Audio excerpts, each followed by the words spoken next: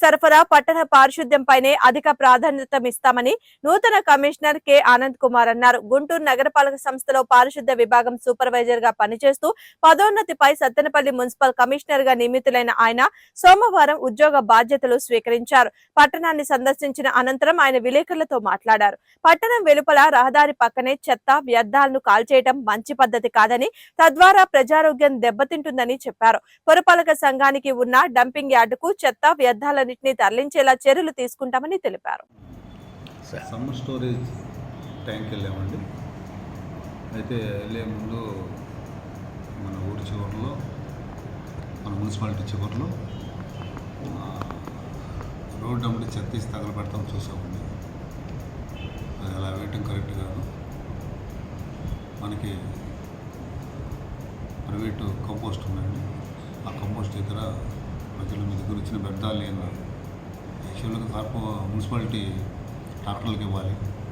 అలా కాకుండా మీరు తీసుకువచ్చి ప్రజలు రోడ్డు మార్జిన్లో వేయటం కరెక్ట్ కాదు. అలాగే మార్నింగ్ రోడ్డు ఊడ్చిన తర్వాత మళ్ళీ చెత్త రోడ్డు మీదకి వస్తుంది.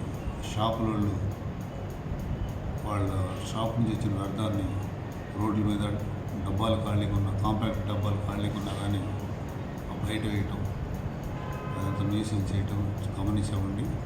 అలా కమర్షియల్ షాపులు వాళ్ళందరికీ తెలియజేసేది ఏంటంటే, దయచేసి గురించి అయినా మీరు మీ పద్ధతి మార్చుకొని మీ దగ్గర మీ షాప్ నుంచి వచ్చిన వ్యర్థాలను డబ్బాలు వేయండి, లేకపోతే మున్సిపాలిటీ వాళ్ళు ట్రాక్టర్లకు ఇవ్వండి, పుష్ కార్ట్లకు ఇవ్వండి.